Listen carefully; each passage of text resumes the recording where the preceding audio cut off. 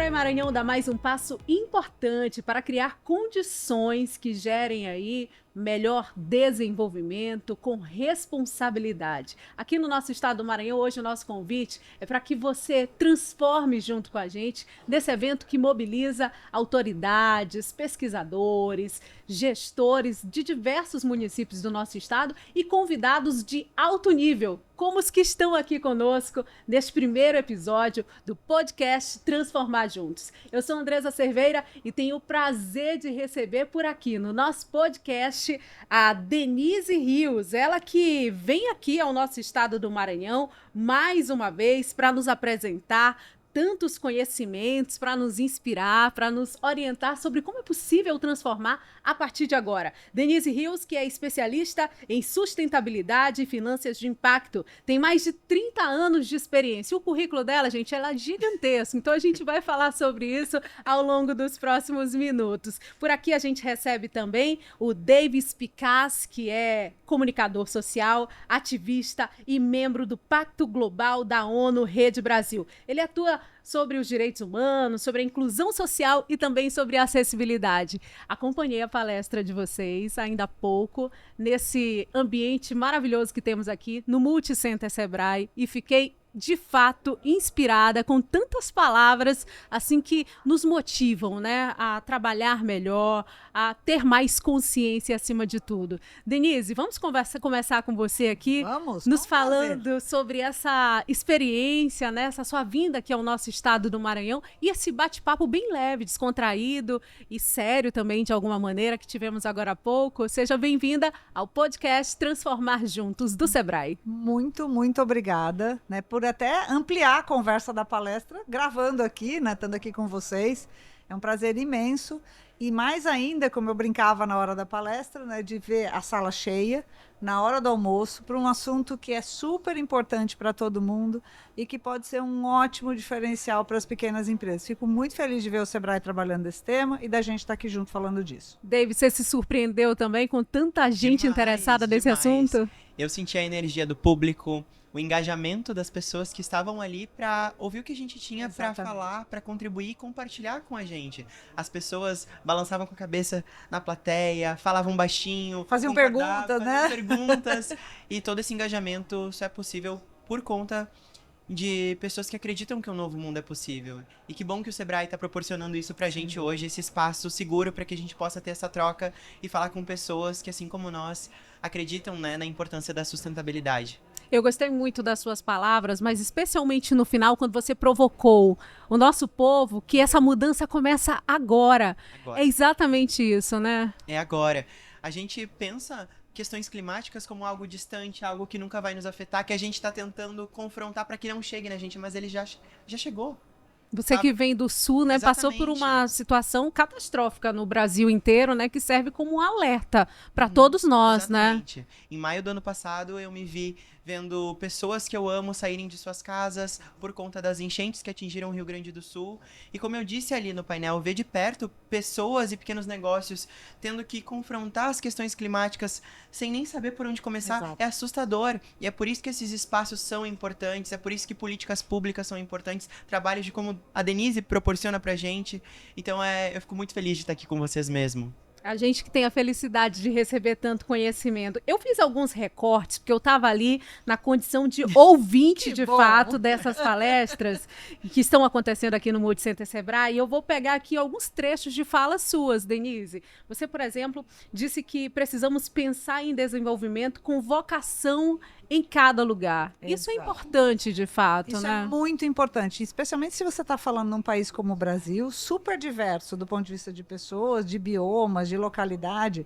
Então, o que é, na verdade, o desafio socioambiental da Amazônia, do Maranhão, do Sul, né, do Mato Grosso, é diferente do que é de São Paulo. E a gente não pode chamar de desenvolvimento, mesmo desenvolvimento talvez que a gente tenha feito num lugar como São Paulo, no Rio, para um lugar que tem o valor da biodiversidade, como tem Cerrado, por exemplo, e como tem a própria Amazônia. E eu acho que a beleza não é nem o desafio, a oportunidade de ter remuneração, de ter novas fontes de renda, considerando esse aparentemente risco, né, as emissões de carbono, como você produz numa agricultura, num bioma como esse, como oportunidade de criar inovação e tecnologia, algo que as pequenas e médias empresas fazem muito. Então, conhecer o seu lugar. Eu falo que a sustentabilidade tem CEP.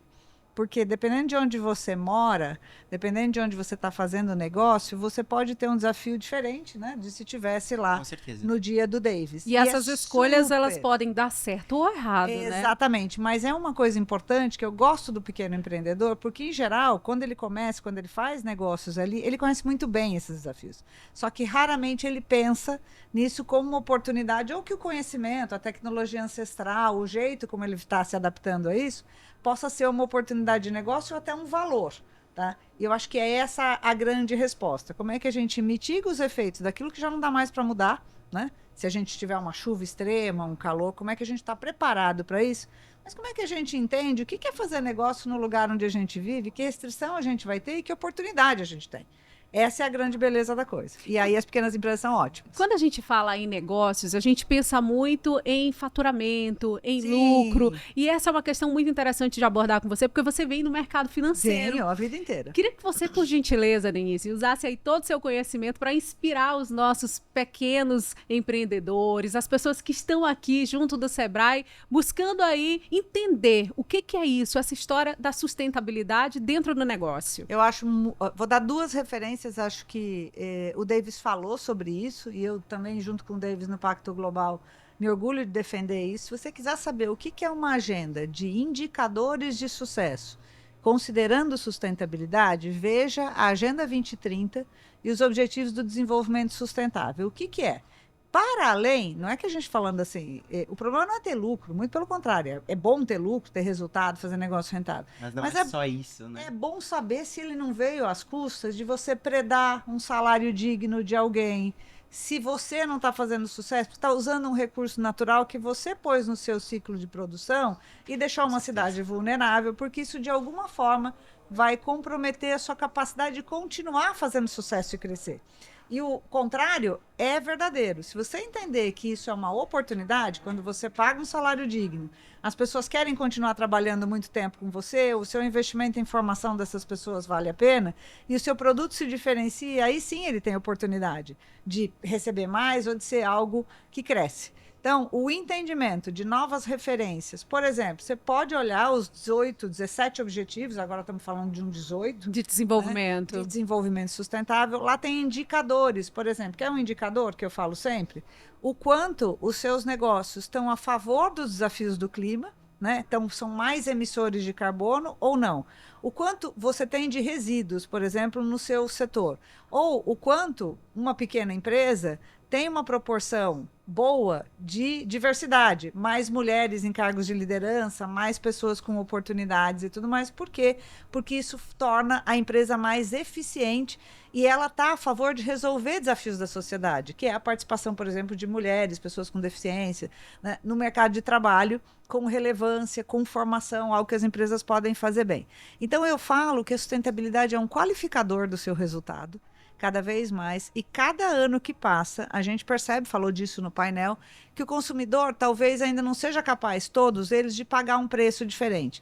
Mas se ele puder escolher no mesmo preço, ele vai escolher a mais sustentável. Por quê? Porque ele vai entender que é um melhor negócio, melhor administrado, que não está, né, gerando danos à saúde, danos ao planeta, e que, pelo contrário, às vezes resolve o problema ou o desafio de uma pequena comunidade, de um produtor de alimentos e tudo mais, fazendo com que eu possa ajudá-lo na escolha desse produto, potencializando uma cadeia que é, de fato, rentável e sustentável. Essa comunicação, né, que aos poucos, em momentos como esse aqui, feito no Transformar Juntos, na nossa cidade de São Luís, ajudam muito a oferecer para a sociedade. Eu gostei da expressão que você usou ali ainda há pouco, do software. Não, do software, que é colocado na cabecinha de cada uma das pessoas. Eu me dirijo agora ao Davis, porque é uma pessoa tão jovem, né? E que realmente nos surpreende por tanta consciência ambiental nesse país, Dave. Na verdade, eu me sinto privilegiado por poder conviver e trabalhar com pessoas como a Denise. E ela tava aqui falando, eu tava com os olhos brilhando, assim, ouvindo ela falar e pensando, meu Deus, sabe? É disso que a gente precisa. Exato. É olhar a sustentabilidade não como um fator isolado, um pilar de uma empresa, mas como algo que é pensado na cultura organizacional inteira. Sustentabilidade pensa pessoas, pessoas pensam o planeta e todos juntos conseguem transformar, né? Que é a nossa ambição aqui juntos. E eu gosto muito, eu trabalho o Objetivo de Desenvolvimento Sustentável 10, que é a redução das desigualdades. Estou no movimento Educa 2030, no Pacto Global, pensando em educação e pensando em uma educação sustentável que pensa o meio ambiente, desde esse ponto de partida. Então, ser uma pessoa tão jovem e ocupar esses lugares que antes diziam não ser para mim, por ser um jovem de uma comunidade humilde, ser uma pessoa com deficiência, é enriquecedor, porque eu sei que vocês falam que eu agrego muito, mas eu aprendo muito. Isso não tem preço. Essa atenção, né, com o que a gente pode extrair de melhor da sociedade é que faz a grande diferença, né? Na tua área, em todas as áreas, né? Em todos os segmentos. Né? Assim, temos todas coisas para trocar nos nossos saberes locais e por que não as empresas, né? Que dia que a gente inventou um software de que empresas são coisas que tiram da sociedade, do planeta, ficam com o lucro e fazem produtos e serviços todo dia. Por que não as empresas serem fonte de Com mobilização, certeza. de inclusão, de desenho de negócio que ajudam a resolver os desafios do mundo? Afinal, a empresa não é um contrato social? É exatamente isso. E por isso elas fazem sucesso, elas crescem, porque muita gente escolhe.